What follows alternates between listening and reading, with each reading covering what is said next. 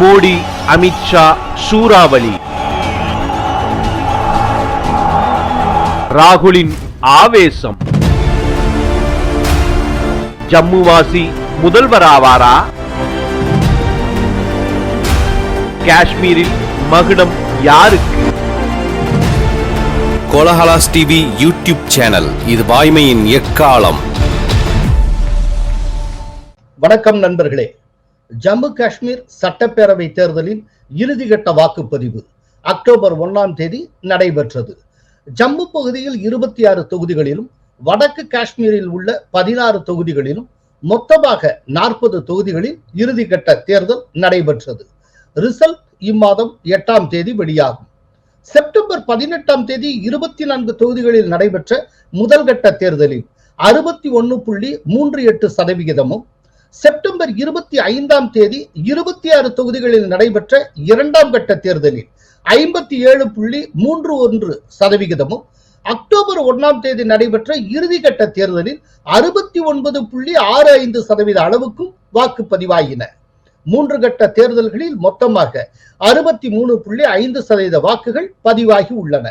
இது 2008 சட்டப்பேரவை தேர்தலை விட அதிகம். 2014 சட்டப்பேரவை தேர்தலை விட குறைவு. 2008இல் 61% வாக்குகளும், 2014இல் 65.4% வாக்குகளும் பதிவாகி இருந்தன. 30% அளவுக்கு காஷ்மீர் பண்டிட்டுகள் வாக்களித்தனர். புதிதாக வாக்குரிமை பெற்ற மேற்கு பாகிஸ்தான் அகதிகள், வால்மீகி சமாஜ் மற்றும் கோர்கா சமூகத்தினர் முதன்முறையாக வாக்களித்தனர். இந்த முறை தேர்தல் பிரச்சாரத்தின் போதோ வாக்குப்பதிவின் போதோ எந்த வன்முறை, எந்த பிரச்சனையும் நிகழவில்லை. மக்கள் ஆர்வத்துடன் வாக்களித்தனர். ஜனநாயகம் வெற்றி பெற்றது. தேசிய மாநாட்டு கட்சி, காங்கிரஸ், மார்க்சிஸ்ட் கம்யூனிஸ்ட், தேசிய பேந்தர்ஸ் கட்சி ஆகியன கூட்டணி அமைத்துள்ளன. தேசிய மாநாட்டு கட்சி 56 தொகுதிகளிலும், காங்கிரஸ் 38 தொகுதிகளிலும் போட்டியிடுகிறது. பிஜேபி தனியாக 62 தொகுதிகளில் களம் காணுகிறது. காங்கிரஸ் உள்ளிட்ட எதிர்க்கட்சிகள் முழு மாநில அந்தஸ்தை கொண்டு வருவோம் என்கிற வாக்குறுதியை தந்துள்ளன. விரைவில் மாநில அந்தஸ்து தரப்படும் என்று பிஜேபியும் கூறியுள்ளது. 370 நீக்கம் ரத்து செய்யப்பட வேண்டும் என்பதை ஃபரூக் அப்துல்லா, மெஹபூபா முக்தி ஆகியோர் பிரச்சாரத்தில் வலியுறுத்தினர். 5 உத்தரவாதங்களை காஷ்மீர் மக்களுக்கு வழங்கி இருக்கிறது காங்கிரஸ். மாநில அந்தஸ்தை மீட்பது, பெண் தலைமையிலான குடும்பத்துக்கு ரூபாய் 3000 மானியம், 11 கிலோ அரிசி, பெண் தொழில் முனைவோருக்கு வட்டியில்லா கடனாக ரூபாய் 5 லட்சம், குடும்பத்துக்கு 25 லட்சம் ரூபாய் மதிப்பிலான மருத்துவ காப்பீடு ஆகிய 5 உத்தரவாதங்களை தந்திருக்கிறது. மொத்தமுள்ள 114 தொகுதிகளில் 24 தொகுதிகள் பாகிஸ்தான் ஆக்கிரமிப்புக்கு கீழ் இருப்பதால் 90 தொகுதிகளில் மட்டும் தேர்தல் நடந்துள்ளது. மெஜாரிட்டிக்கு தேவை 46 தொகுதிகள். காஷ்மீர் நிலவரம் குறித்து அலச ஹைதராபாத்திலிருந்து நமது விருந்தினர் அரங்கத்தில் காணொளி மூலம் இணைகிறார் கருத்து கணிப்பு நிபுணர் ஜேவிசி ஸ்ரீராம். வணக்கம் ஸ்ரீராம். வணக்கம் சார். அதாவது காஷ்மீரில் பிஜேபியின் பலம் ஜம்முவில் தான், தேசிய மாநாட்டு கட்சியின் பலம் காஷ்மீர் பள்ளத்தாக்கில் தான், காங்கிரசும் ஜம்முவில் தான் அதிகம் போட்டியிடுகிறது. இப்படி இருக்கிறப்போ இதனுடைய போக்கு எப்படி இருக்கும், நீங்க என்ன நினைக்கிறீங்க ஸ்ரீராம்? சார், இப்ப பார்க்கிறோம்னா முதல்ல நம்ம சொல்ல வேண்டியது, ஜனநாயகத்துக்கு இது மிகப்பெரிய வெற்றி. ஒரு காலத்துல 10% கீழே போலிங் ஆகக்கூடிய மாநிலத்துல இன்றைக்கு 70% வரைக்கும் போலிங் ஆகிட்டு இருக்கு. அப்படின்னு சொல்ல போனா சென்னை, பெங்களூர், ஹைதராபாத், மும்பை இதெல்லாம் விட அதிகமா அனைத்து டிஸ்ட்ரிக்ட்லயும் ஆயிட்டு இருக்கு. இப்ப நீங்க சொன்ன மாதிரி இரண்டா பார்க்க வேண்டியிருக்கு. நமக்கு ஜம்முவை தனியா பார்க்க வேண்டியிருக்கு, காஷ்மீரை தனியா பார்க்க வேண்டியிருக்கு. இப்ப ஜம்முவை பொறுத்த மட்டும் நமக்கு 43 தொகுதிகள் இருக்கிறது. இந்த 43 தொகுதிகள்ல 2014 நம்மளுடைய ரெஃபரன்ஸ் பாயிண்ட் வச்சோம்னா, நம்ம ரெஃபரன்ஸ் பாயிண்ட்ல இருந்து பார்ப்போம். இந்த 43 தொகுதிகள்ல 23 தொகுதிகள்ல பாரதிய ஜனதா கட்சி வென்றது, 3 தொகுதிகள்ல காங்கிரஸ் வென்றது, 4 தொகுதிகள்ல தேசிய மாநாடு, ஜம்மு அண்ட் காஷ்மீர் தேசிய மாநாடு, JNK நேஷனல் கான்ஃபரன்ஸ் ஜெயிச்சது, 3 தொகுதிகள்ல பிடிபி ஜெயிச்சது, 11 தொகுதிகள் புதிதாக அமைக்கப்பட்ட தொகுதிகள். இந்த 11 தொகுதிகள், இந்த வைஷ்ணவ் தேவி உட்பட இந்த 11 தொகுதியை பொறுத்த மட்டும் நமக்கு எந்த விதமான டெமோகிராபிக் டேட்டா நம்ம கிட்ட இல்ல. மேபி ஜம்மு அண்ட் காஷ்மீர்ல இருக்கிறவங்க கிட்ட இருக்கலாம். இதுல வந்து காங்கிரஸ் கட்சி 25 தொகுதிகள்ல ஜம்முல நிக்கிறாங்க. 4 இடத்துல வந்து ஃப்ரெண்ட்லி ஃபைட், அதாவது ஃப்ரெண்ட்லி ஃபைட்டுங்கிறது 6 தொகுதிகள்ல காங்கிரஸுக்கும் தேசிய மாநாடு கட்சிக்கும் ஃப்ரெண்ட்லி ஃபைட்னு வச்சிட்டு இருக்காங்க. அதுல கூட்டணி வேற கூட்டணி இருக்காங்க,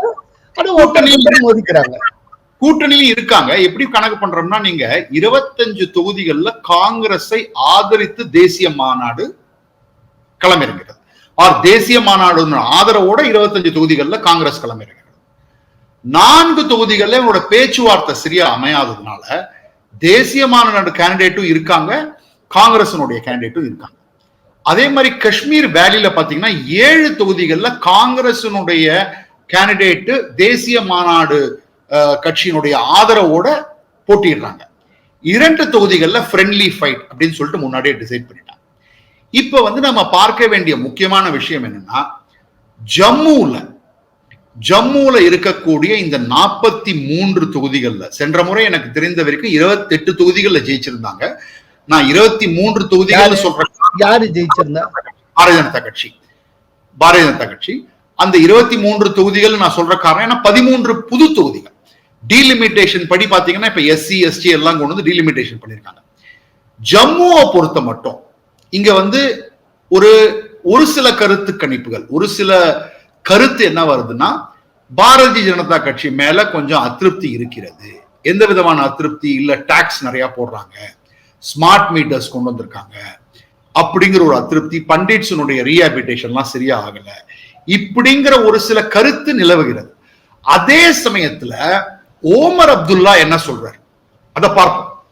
அதே மாதிரி பத்திரிகைகள் காங்கிரஸ் கேண்டிடேட்ஸ் பத்தி என்ன சொல்றாங்க, இது ரெண்டும் வந்து முக்கியமான கருத்தா பார்க்கலாம். ஓமர் அப்துல்லா ஒரு 10 தினங்களுக்கு முன்னாடி என்ன சொன்னார்னா, காஷ்மீரை பற்றி கவலைப்பட வேண்டிய அவசியம் காங்கிரஸ் கட்சிக்கு கிடையாது. ஏன்னா எங்க கிட்ட ஸ்தாபனம் இருக்கு, எங்க கிட்ட ஊழியர்கள் இருக்காங்க, எங்க கிட்ட கேண்டிடேட்ஸ் இருக்காங்க, பலமுறை நாங்க போட்டியிட்டு ஜெயிச்சிருக்கோம். ஆனால் ஜம்முவை பற்றி கவலைப்பட வேண்டிய நிலைமையில் நாங்கள் இருக்கிறோம். ஏனென்றால் காங்கிரஸ் கட்சி அங்கு சரியாக செயல்படவில்லை என்பதே எங்களுடைய கருத்து அப்படின்னு வேற யாரும் சொல்லல, ஓமர் அப்துல்லா. இப்ப இந்தியன் எக்ஸ்பிரஸ் ஆர்டிகிள் ஒண்ணு பாத்தீங்கன்னா என்ன சொல்றாங்க, ஜம்முவை பொறுத்த மட்டும் அதாவது 2 காங்கிரஸ் பாஸ்டியன் எடுத்துக்கிறாங்க, சாம்ப் அண்ட் அக்னூர். அதாவது என்ன எழுதுறாருன்னா, அந்த ஆர்டிகிளினுடைய எடிட்டர் என்ன எழுதுறாருன்னா, but 2 traditional Congress bastions, Chamb and Aknur, capture the party's continuing troubles in Jammu. அதாவது ஜம்முல ஒரு மாதத்திற்கு முன்பு காங்கிரஸ் கொஞ்சம் முன்னா இருந்து பிஜேபி பின்ன தங்கியிருந்தது. ஆனால் கேண்டிடேட் செலக்ஷன், இது வந்து தேசிய மாநாடு கூறிய விஷயம் என்னன்னா, எங்க கிட்ட பல இடங்கள்ல சீட்டை கேட்டாங்க. நாங்க சீட்டு கேட்கும் போது அவங்க கிட்ட கேட்டோம், நீங்க யார் கேண்டிடேட்டா போட போறீங்கன்னு. பதில் கிடையாது. இன்றைக்கு கேண்டிடேட்டும் கிடையாது. என்ன சொல்றாங்கன்னா, இந்த 2 தொகுதியும் இந்த பர்டிகுலர்லி அக்னூர்ல 1987, 96, 2014 தவிர எப்பொழுதுமே காங்கிரஸ் ஜெயிச்ச தொகுதி. ஆனா இந்த வாட்டி என்ன பண்ணிருக்காங்கன்னா, அதே மாதிரி இன்னொரு தொகுதியில வந்து சாம்புல வந்து 1962, 77, 2014 இது தவிர அனைத்து தேர்தல்களிலும் காங்கிரஸ் வென்றிருக்கு.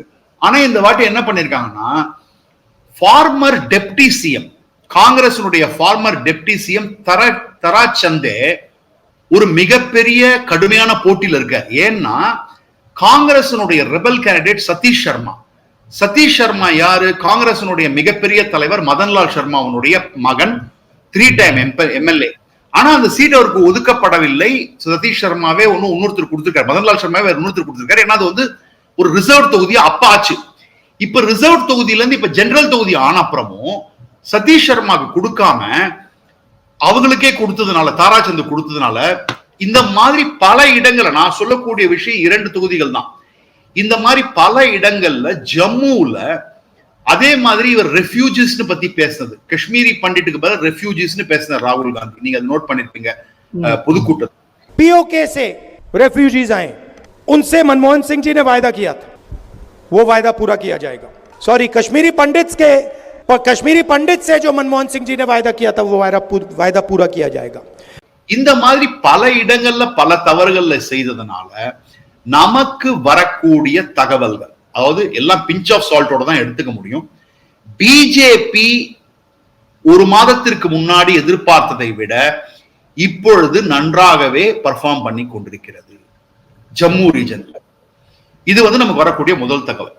அதே மாதிரி ஜம்முல இருந்து ஒரு முதலமைச்சரை நாங்க உருவாக்குவோம் அப்படின்னு ஒரு நரேட்டிவை கடந்த ஒரு வாரமா பிஜேபி எடுத்திருக்காங்க.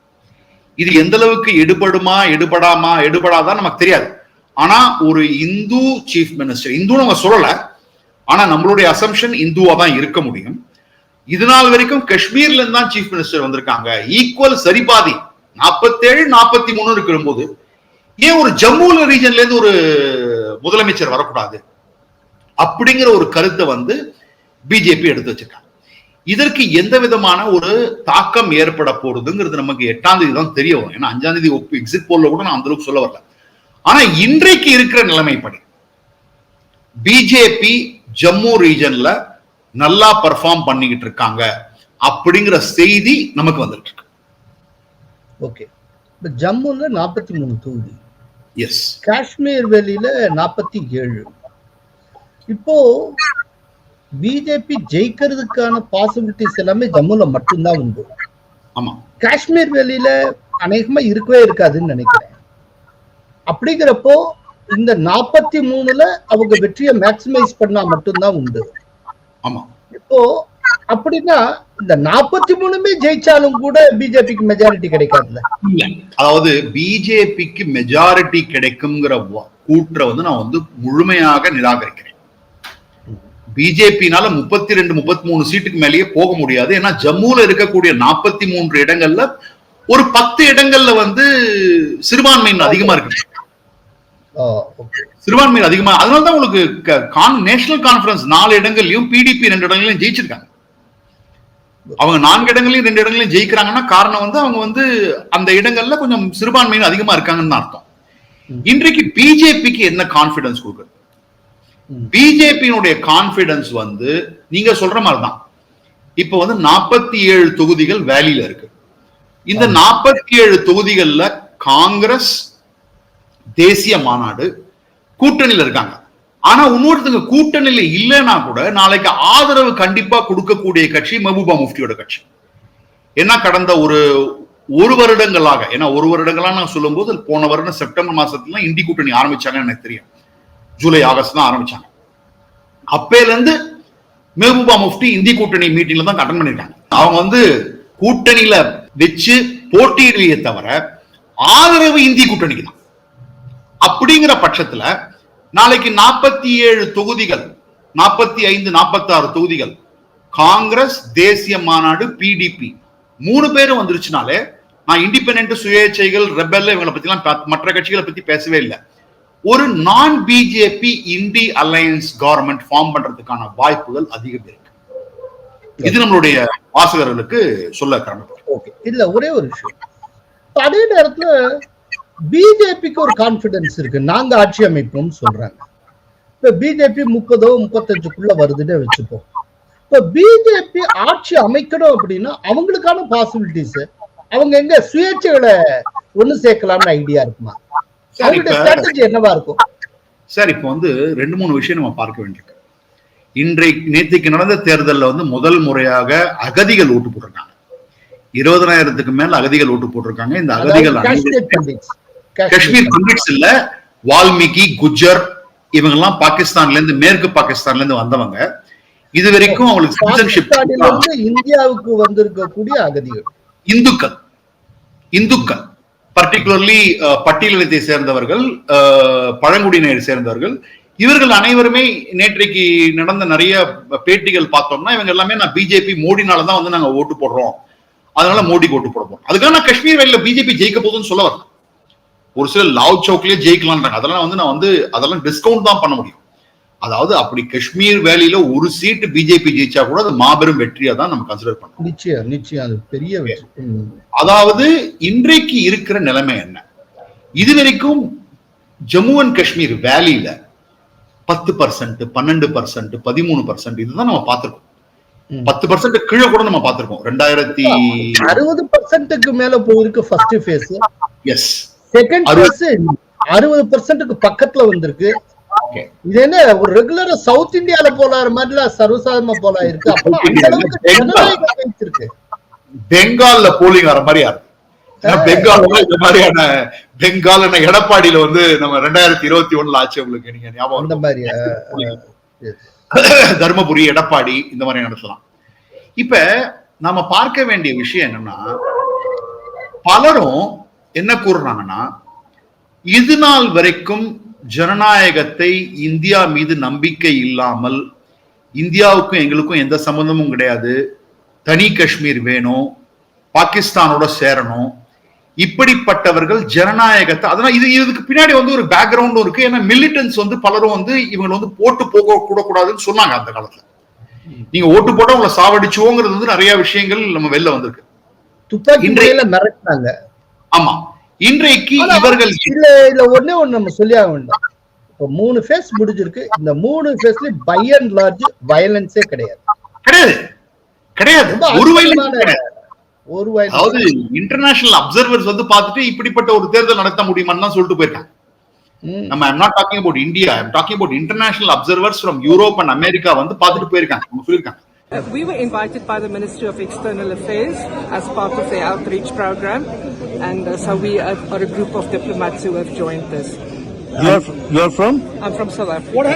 அதாவது இங்க முக்கியமான விஷயம் என்னன்னா, இது நாள் வரைக்கும் ஜனநாயகத்தை வெறுத்த பலரும், இந்தியாவை வெறுத்த பலரும் இன்றைக்கு வந்து ஓட்டு போடுறாங்க. அவர்களுடைய சைக்கை பாத்தீங்கன்னா, இது வந்து நமக்கு வந்து வர செய்தி தான். இது வந்து நம்ம உண்மையா பொய்யாங்கிறது எல்லாமே அக்டோபர் 8ஆம் தேதி மத்தியானம் தான் தெரிய வரும். ஓகே, சொல்லு. பலரும் 2 குடும்பங்களை சுற்றித்தான் காஷ்மீர் ரிவால்வ் ஆகிட்டு இருக்கு. பர்டிகுலர்லி 1989 இருந்து 2 குடும்பத்தினோட டாமினேஷன் பிளஸ் அவங்க வந்து டெல்லியோட அடிமைகளா தான் இருந்திருக்காங்க.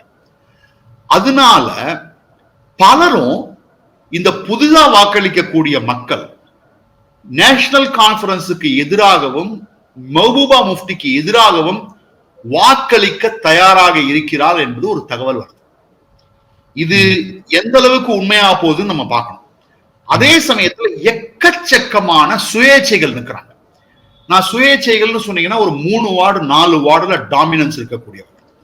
ஏன்னா இன்னைக்கு பாத்தீங்கன்னா ஸ்தாபனமும் ஊழியர்களும் அதிகமா இருக்கக்கூடிய கட்சின்னு பாத்தீங்கன்னா தேசிய மாநாடு கட்சி தான் காஷ்மீர்ல.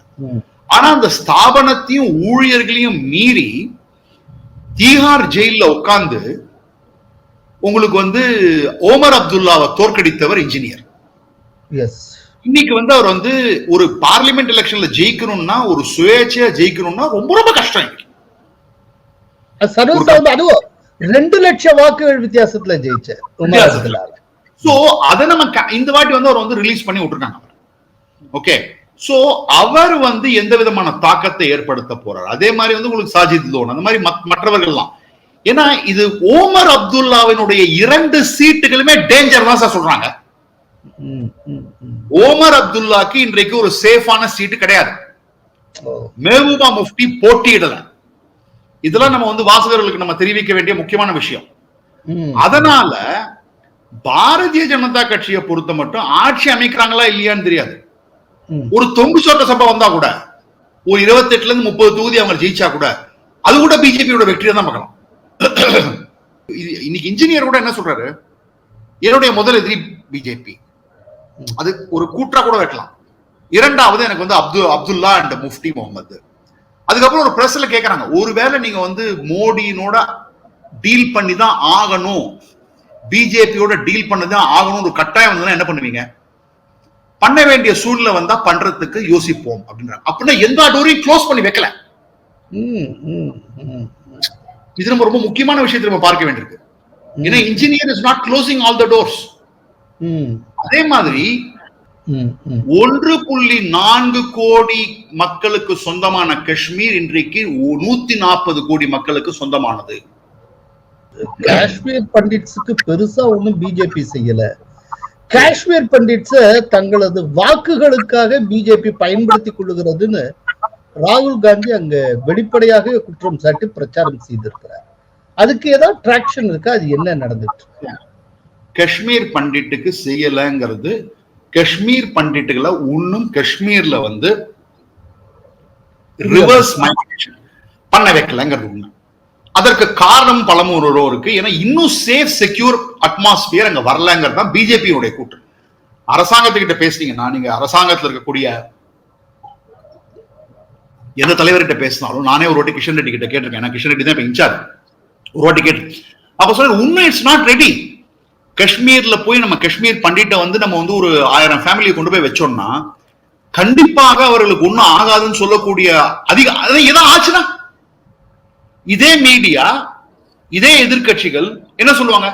இதே ராகுல் காந்தி என்ன சொல்லுவார்? நானும் ஒரு காஷ்மீரி பண்டிட்டும் பேர், இதை எடுத்து காமிப்பார் அவர் கழுத்துல இருக்கிறத, இவ்வளவு குடும்பங்கள் அழிஞ்சிருச்சு பேர். சோ காஷ்மீர் பண்டிட், அதனாலதான் சொல்றேன், காஷ்மீர் பண்டிட்டுக்கு சரியான விஷயங்களை செய்யவில்லை என்பது ஒரு தாக்கம் ஜம்முல இருந்தது ஒரு மாதத்துக்கு முன்பு. அதற்கு பிறகு மோடி, அமித்ஷா, ராஜ்நாத் சிங் இவர்களுடைய பேரணியும் நிறைய ரேலிஸும் விஷயத்தை மாத்திருக்குன்னு தான் நமக்கு சொல்ல வரேன். ஆனாலும் இப்பயும் சொல்றேன், நான் மீண்டும் மீண்டும் வாசகர்கள் சொல்லக்கூடிய ஒரே ஒரு விஷயம் தான், தேசிய மாநாடு, காங்கிரஸ் கட்சி, பிடிபி 3 பேரும் சேர்ந்து 40 தொகுதிகளை தாண்டிட்டாலே அவருடைய ஆட்சி நிச்சயம் வரும். இருக்கிறது பிஜேபி ஜம்முல, அதற்கு முட்டுக்கட்டையா இருக்கிறது மக்கள் எப்படி வாக்களிச்சிருக்காங்க காஷ்மீர் ரீஜன்ல. அவங்க வந்து நேஷனல் கான்ஃபரன்ஸுக்கும் பிடிபி மேல கோவத்துல ஓட்டு போட்டிருக்காங்களா, இல்ல இல்ல அவங்களே வரட்டும்னு போட்டிருக்காங்களா? அதுதான் பொறுத்திருந்து பாருங்க. ஓகே, இதுல வந்து என்னுடைய இது நிறைவான கேள்வி, காஷ்மீர் தொடர்பா ஏதேனும் கருத்து கணிப்புகள் வந்திருக்கா? அந்த கருத்து கணிப்புகள் சொல்லுகிற கணிப்பு என்ன? இல்ல சார், அதாவது காஷ்மீர்ல வந்து முதல்ல வந்து நீங்க வந்து டெலிபோனிக் இன்டர்வியூவே பண்ண முடியாத சூழ்நிலை இருக்காங்க. ட்ராய்லாம் நிறைய ரெஸ்ட்ரிக்ஷன்ஸ் போட்டிருக்காங்க. அதே மாதிரி வரக்கூடிய அனைத்து போல்ஸுமே பாத்தீங்கன்னா, அதாவது காங்கிரஸ் சப்போர்ட்டிங் ஹேண்டில்ஸ் எல்லாம் ஒரு 47-50 தொகுதி இண்டி கூட்டணிக்குன்னு சொல்றாங்க. பிஜேபிக்கு ஆதரவு கொடுக்கக்கூடிய சில ஹேண்டில்ஸ் எல்லாமே ஏன்னா ரொம்ப போலரைஸ்டா இருக்கு இந்த வாட்டி. ஏன்னா 35 சீட் லால் சவுக்ல வந்து பிஜேபி ஜெயிச்சிரும் அப்படின்னா, அதாவது லால் சவுக்ல பிஜேபி ஜெயிச்சா எல்லாரும் சந்தோஷப்படுவாங்க தேசியவாத கும்பல் எல்லாமே. ஆனாலும் ஜெயிக்குமான்னு நீ கேட்டீங்கன்னா பிராக்டிக்கலா பார்க்கணும்ல சார். அதாவது எப்படி மக்கள் ஓட்டு போடுறாங்கன்னு நமக்கு தெரிஞ்சிருச்சு. Demography is destiny. சோ ஒரு கருத்து கணிப்புன்னு நான் சொல்லும் போது எந்த விதமான ஒரு ஆதாரப்பூர்வ கருத்து கணிப்பு எதுவுமே நம்ம கையில இல்லை. நமக்கு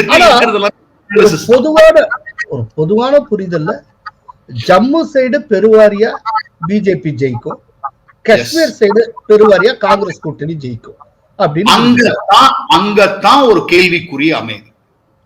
காங்கிரஸ் கூட்டணி காஷ்மீர் வேலியில ஸ்வீப் பண்ண போறாங்களா, ஆனா இல்ல நேஷனல் கான்ஃபரன்ஸுக்கு எதிராக இருக்கக்கூடிய வாக்குகள் அப்படியே இந்த சின்ன சின்ன நெல்லிக்காய் மூட்டை மாதிரி இருக்கக்கூடியவர்கள் கிட்ட போதா, அதனால எந்த தாக்கம் ஏற்பட போகுது? ஏன்னா இன்னும் நான் சொல்லுவேன், நேஷனல் கான்ஃபரன்ஸுக்கு அட்வான்டேஜ் இருக்கு. ஏன் அட்வான்டேஜ் இருக்குன்னா ஸ்தாபனம் அவங்க கிட்ட இருக்கு. ஓட் டிவைடர், இது 50 பேர் ஓட்டை டிவைட் பண்ணாங்கன்னா கடைசியில மார்ஜின் 200-300 மார்ஜின்ல இவங்க நேஷனல் கான்ஃபரன்ஸ் ஜெயிப்பாங்க. இல்ல ஒரே ஒரு சின்ன விஷயம், நீங்க நேஷனல் கான்ஃபரன்ஸ் பார்ட்டியினுடைய ஸ்தாபன பலத்தை பத்தி சொல்றீங்க. அதே ஸ்தாபன பலத்தோட இருக்கிற நேஷனல் கான்ஃபரன்ஸ் பார்ட்டி இந்த மக்களவை தொகுதியில என்ன, மக்களவை தேர்தலில் என்ன சாதிச்சது? அதுதான் உமர் அப்துல்லா தோத்துருக்காரு, உமர் அப்துல்லா தோத்துருக்காரு, மெஹபூபா முஃப்தியும் தோத்துருக்காங்க. 2 பேருடைய தொகுதி. அதனாலதான் சொல்ல வந்தேன். ஏதாவது நான் சொல்றதுன்னா அவங்களுக்கு ஸ்தாபனம் இருக்கு, டெவில் சர்டிபிகேட் தான் நான் பேசுறேன். என்ன பொறுத்த மட்டும் மக்களவை தேர்தலினுடைய அப்படியே நம்ம வந்து பார்த்தோம்னா இந்த 2 குடும்பங்களுக்கு மீது கோபம் இருக்கு. அதுதான் இன்னைக்கு ஆல்டர்டு சினாரியோ சார். ஒரு காலத்துல காஷ்மீர்ல இருக்கிற ஒவ்வொரு வீட்லயும் ஒரு தமிழ்நாட்டை சேர்ந்த ஒரு ஆர்மி ஆபீசர் தான் சொல்லுவாரு, ஒவ்வொரு வீட்லயும் இம்ரான் கானோட போட்டோ இருக்கும். ஜியாவுல்லாக்கு இம்ரான் கான். ஏன்னா அவங்க காஷ்மீர் மேல முஸ்லிம் பாகிஸ்தான் மேல அவ்வளவு பற்று வச்சிருந்தாங்க. இன்னைக்கு அப்படிப்பட்ட பற்று பாகிஸ்தான் மேல இல்ல, அது குறைஞ்சிருக்கு. அதாவது நம்ம பொறுமையா இருக்கணும் சார். அதாவது மோடி அந்த சிவாஜி கணேசன் படத்துல, சாரி தேவர் மகன் படத்துல சிவாஜி கணேசன் சொல்லுவார், விதைய நான் விதைச்சேன், அறுவடை பண்ண போறது நானா உன் புள்ளையா இல்ல என் பேரனா தெரியாது, விதைக்க வேண்டியது என்னுடைய கடமை. அடல் பிஹாரி வாஜ்பாயினுடைய கனவை, ஷாம் பிரசாத் முகர்ஜியினுடைய கனவை நரேந்திர மோடி ஒரு விதையாக விதைத்திருக்கிறார் காஷ்மீர்ல. அது நாளைக்கே பழம் கொடுக்காது, 10 வருஷம் கழிச்சு கொடுக்குமான்னு தெரியாது, விக்ஷித் பாரத் 2047 கொடுக்குமான்னு கூட தெரியாது. ஆனா விதை விதைக்கப்பட்டது. அது இந்த தேர்தலில் கிளியர் கட்டா மெசேஜ் தெரியுது. ஸோ ஜேவிசி ஸ்ரீராம் ரொம்ப ஒரு ஆப்டிமிஸ்டிக் நோட்டோட உங்களுடைய இன்டர்வியூ முடிச்சிருக்கீங்க. மிக்க நன்றி ஸ்ரீராம். நன்றி சார், வணக்கம். கோலாகலாஸ் டிவியுடன் உங்களையும் இணைத்துக் கொள்ள கீழே உள்ள ஜாயின் பட்டனை அழுத்தி உறுப்பினராகுங்கள். காவிரி குழுவில் உறுப்பினராகி பிரத்யேக பேட்ச்களை பெறுங்கள். கங்கா குழுவில் உறுப்பினராகி கோலாகல ஸ்ரீனிவாசிடம் நேரடியாக கேள்வி கேட்கும் வாய்ப்பை பெறுங்கள். உங்கள் கேள்விகளுக்கு வாரந்தோறும் பதிலளிக்கிறார் கோலாகல Srinivas. Kolahalas TV YouTube channel, இது வாய்மையின் எக்காலம்.